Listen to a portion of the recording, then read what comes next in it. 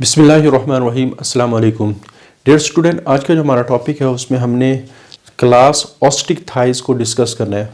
हम super class Pisces यानी मछलियों की जो क्लास है सुपर क्लास उसको डिस्कस कर रहे थे। इसकी दो क्लासेस ऑलरेडी हम डिस्कस कर चुके हैं, साइक्लोस्टोमेटा और दूसरी थी कॉन्ड्रिक थाइस।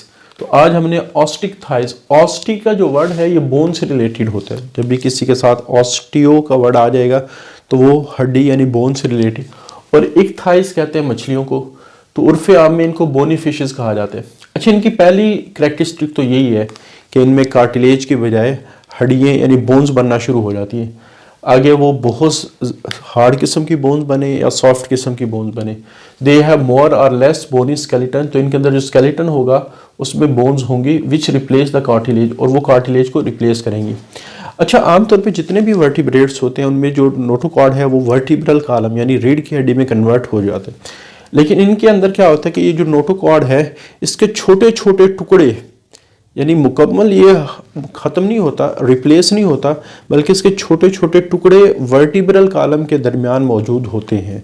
तो इस वजह से लिखा हुआ है कि नोटोकॉर्ड में परजिस्ट, के नोटोकॉर्ड बाकी रहता है लेकिन छोटे छोटे टुकड़ों की शक्ल में। अच्छा, इनके ऊपर जो स्किन होती है उसके ऊपर जो स्केल होते हैं, डर्मल से के मुराद स्किन वाले स्केल्स, वो तीन तरह के गैनॉइड भी है, साइक्लॉइड भी है, सीटानॉइड भी है। तो ये मैंने बताया था कि मछली के ऊपर जो छोटे छोटे छिलके होते हैं उनको स्केल्स कहा जाते हैं। उनकी शक्ल के लिहाज से फिर आगे 4 कैटेगरीज हैं। इनमें 3 कैटेगरीज पाई जाती, गैनॉइड, साइक्लॉइड और सीटानॉइड। लेकिन इनमें जो प्लीक्वाइड स्केल्स हैं ये एब्सेंट होते हैं, जैसे आपको डायग्राम भी नजर आ रही होती। अच्छा, प्लीक्वाइड स्केल्स हमने डिस्कस किया था जो लास्ट क्लास है उसमें पाए जाते हैं। इस क्लास में प्लीक्वाइड स्केल्स नहीं होते, गैनॉइड, साइक्लॉइड और सीटानॉइड स्केल होते हैं। अच्छा, फिन्स की बात करें तो फिन्स मछली के ऊपर एक छोटे से पर की तरह का जो स्ट्रक्चर होता है उसको फिन्स कहा जाता है। और फिन्स 2 तरह के हैं। मीडियन का मतलब सिंगल, पेयर्ड जो पेयर की शक्ल में होगा।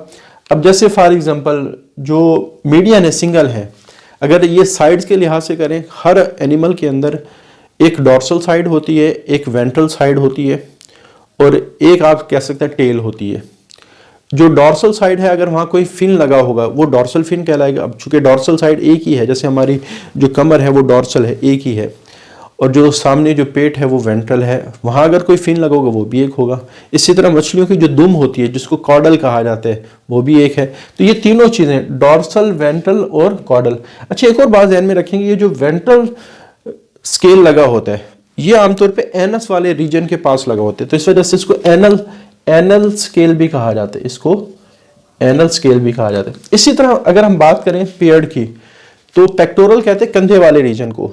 तो कंधे चूंकि 2 हैं तो अगर मछली में कंधे वाला रीजन होता है उसके साथ जो फिन्स लगा होगा वो पेक्टोरल, तो कंधे 2 हैं तो ये पेयर की शक्ल में होगा।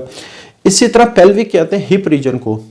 अब आपको पता है कि हिप्स की जो साइड है वो भी 2 है। तो पेल्विक रीजन में अगर कोई फिन लगा है तो ऑटोमेटिकली वो भी पेयर की शक्ल में होगा। तो हमारे पास फिन्स की कितनी टाइप होगी?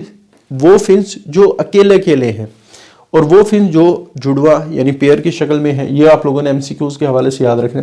अच्छा, इनके जो फिन्स है वो थोड़े सख्त होते हैं क्योंकि इनके फिन्स के अंदर कार्टिलेज या बोन की एक पूरी रे यानी कितार होती है, तो जिसकी वजह से इनको थोड़ा सा हार्डनेस मिल जाती है। उसके बाद हमारे पास अगली जो इनकी प्रॉपर्टी है, इनका जो माउथ है वो टर्मिनल होता है। टर्मिनल से क्या मुराद है? बिल्कुल एंड पे लगा होता है। पिछली जो दोनों क्लासेस हमने पढ़ी थी उनमें माउथ अगर एंड पे भी है तो वो नीचे वाली साइड पे है, वेंट्रल साइड पे है, लेकिन इनका माउथ बिल्कुल दरमियान में, ना मुकम्मल ऊपर ना मुकम्मल नीचे, तो इसको हम कहेंगे टर्मिनल। और इनके जो जबड़े हैं उनमें दांत हो भी सकते हैं और दांत नहीं भी हो सकते। रेस्पिरेशन गिल्स के जरिए से होगी और गिल्स के अंदर एक स्ट्रक्चर होगा गिल आर्चेस। बेसिकली हमारे पास गिल्स के ना 3 स्ट्रक्चर होते हैं।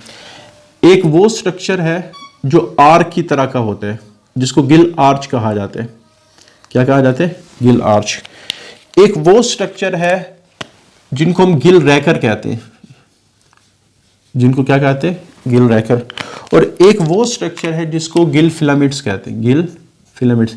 तो ओवरऑल ये पूरा गिल का स्ट्रक्चर है, गिल आर्चिस। तो ये जो वर्ड है ना गिल आर्च, ये गिल के स्ट्रक्चर की दरमियाने पोर्शन को कहा जाता है जिसने पूरे गिल को सपोर्ट किया होता है।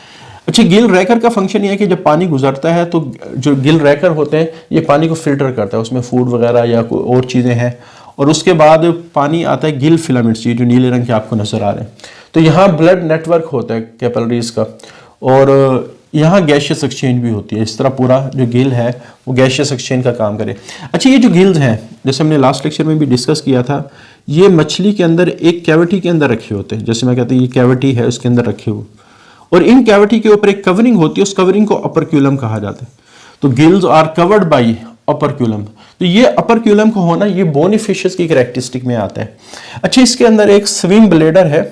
स्विम ब्लेडर, आगे स्विम ब्लेडर की पूरी डिटेल आगे है, तो इसको वहीं डिस्कस करेंगे। ठीक है, इसका काम क्या है अभी याद रखेंगे कि स्विम ब्लेडर प्रेजेंट विद और विदाउट कनेक्शन विद फेरेंक्स। जो हमारा मछलियों का थ्रॉट होता है, या तो उसके साथ कनेक्टेड होता है या उसके साथ कनेक्टेड नहीं होता। आगे इसका काम बोयंसी में है। बोयंसी का मतलब है कि मछली को या तो हल्का और भारी करेगा। जब मछली हल्की होती है तो सरफेस पे आ जाती है, जब मछली भारी होती है तो वो नीचे चली जाती है। अब ये कैसे काम करेंगे तो आगे डिस्कस करेंगे। इनका जो हार्ट है वो 2 चैम्बर्ड है, और एक एट्रियम है और एक वेंट्रिकल है। और इनका जो ब्लड है उसमें रेड ब्लड सेल्स भी हैं और न्यूक्लिएटेड हैं। रेड ब्लड सेल्स भी हैं और न्यूक्लियस वाले हैं। जैसे हमारे रेड ब्लड सेल बगैर न्यूक्लियस के होते हैं, तो मछलियों के जो रेड ब्लड सेल हैं वो न्यूक्लियस वाले हैं। अच्छा, ब्रेन से जो नर्व्स निकलती हैं उनको क्रेनियल नर्व्स कहा जाता है। जैसे ह्यूमन बॉडी है ना, उसमें से ब्रेन में से जो नर्व्स निकलती है उनकी तादाद 12 है। लेकिन फिश का, बोनी फिश का जो ब्रेन है उससे जो नर्व्स निकलती हैं जो पूरी बॉडी को मैसेज सप्लाई करती हैं और रिसीव करती हैं, जिनका डायरेक्टली ब्रेन के साथ कनेक्टेड होता है, कनेक्शन होता है, 10 पेयर ऑफ क्रेन, उनकी तादाद 10 पेयर यानी 20। क्रेनियल नर्व्स उन नर्व्स को कहा जाता है, क्योंकि बॉडी में 2 किस्म की नर्व्स होती हैं। जो ब्रेन से निकलती है वो क्रेनियल नर्व्स कहलाती हैं, जिनके लिए सेरिबुलर नर्व का वर्ड भी हम इस्तेमाल करते हैं। और कुछ ऐसे जो स्पाइनल कॉर्ड से निकलती हैं, तो उनको स्पाइनल नर्व्स कहा जाता है।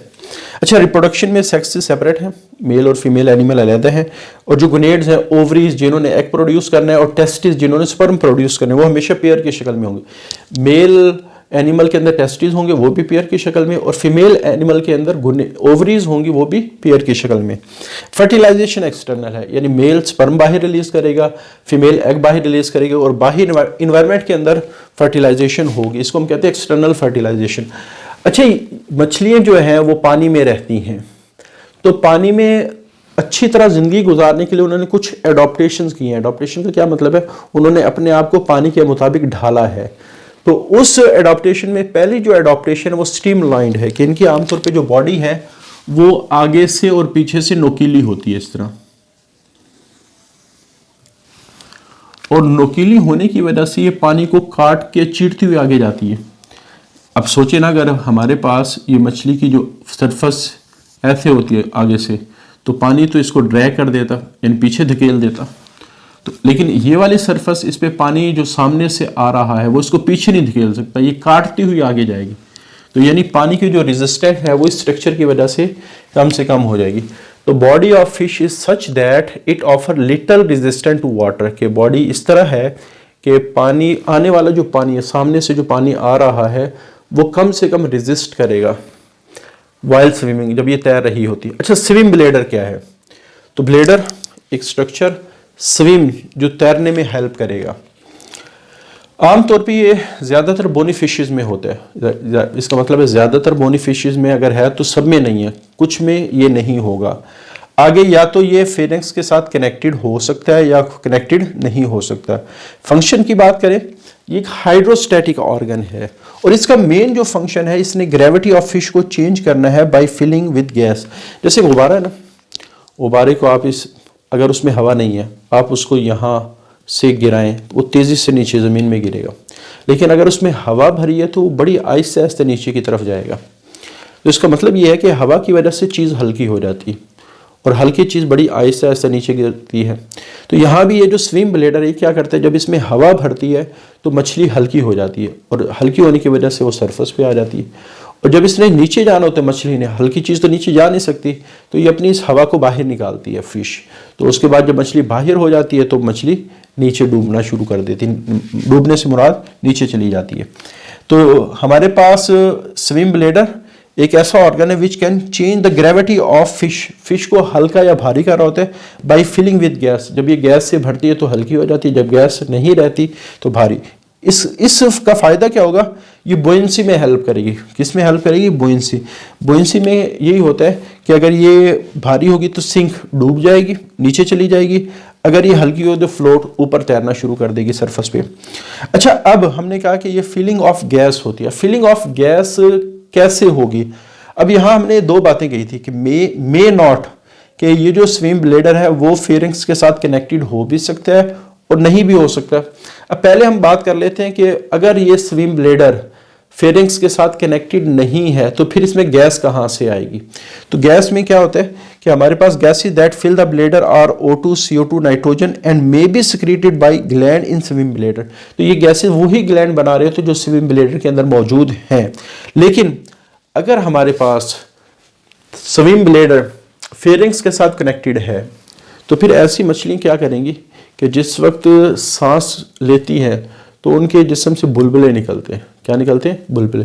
और बाज़ दफ़ा वो जब सांस लेती हैं, जाता तो पानी अंदर है, तो बिल्कुल सरफेस के ऊपर आके ये कुछ हवा को भी अंदर ले जाती है, जिसको हम कहते हैं गल्पिंग ऑफ, हवा का निगलना।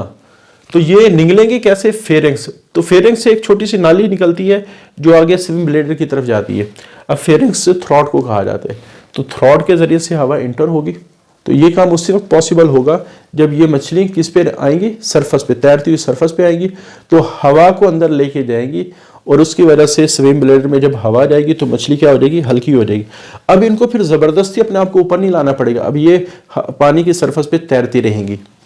तो गल्पिंग का मतलब है हवा का निगलना। तो बहरहाल फेरिंग्स हवा के निगलने में हेल्प करता है। और यहाँ फिर जहाँ फेरिंग्स कनेक्टेड नहीं है तो वो जो ग्लैंड्स होते हैं वो फिर इन गैसेस को बनाते हैं। फिन्स के बारे में मैंने बता दिया, पेयर्ड और अनपेयर्ड। तो pelvic and pectoral fins paired होते हैं और जो अनपेयर्ड यानी सिंगल जो है वो डॉर्सल, वेंट्रल, कॉर्डल। अच्छा, वेंट्रल का दूसरा नाम एनल है। वेंट्रल का दूसरा नाम क्या है? एनल है, क्योंकि ये आमतौर पे एनस वाले रीजन पर, और मछलियों में जो एनस है वो आमतौर पे नीचे वाली सरफेस पे होता है, यानी वेंट्रल सरफेस पे होते हैं। अच्छा, ये जो फिन्स है, अक्सर स्टूडेंट ये समझते हैं कि ये जो फिन्स है ये तैरने का काम करते हैं। हालांकि फिन्स का ज़्यादा जो काम है वो तैरना नहीं, बॉडी तैरती अपनी बॉडी की फ्लेक्सिबिलिटी की वजह से, बॉडी की फ्लेक्सिबिलिटी की वजह से। फिन्स का काम बस बॉडी को स्टेबल रखना है, मुड़ने में हेल्प करना है। तो स्टेबल और डायरेक्शनल जो चेंजेस होती हैं उनमें फिन्स हेल्प कर रहे होते हैं। अच्छा, सर्कुलेटरी सिस्टम जैसे पहले भी डिस्कस हुआ कि दो चैम्बर्ड हार्ट होता है, एफेरेंट और ईफेरेंट। अच्छा, ये जो ब्रेंकियल सिस्टम होता है, यानी कोई भी ऐसी खून की नाली है जो गिल्स से रिलेटेड हों, गिल्स से रिलेटेड हों। अच्छा, अब गिल्स की तरफ खून की नाली आ रही है ब्लड लेके, गिल्स में ऑक्सीजनेशन हो रही है और फिर वहाँ से पूरी बॉडी में जा रही है। अब होता है कि हार्ट, उसमें से जो नालियाँ निकलती हैं गिल्स की तरफ जाती हैं। किसकी तरफ जाती है? गिल्स की तरफ।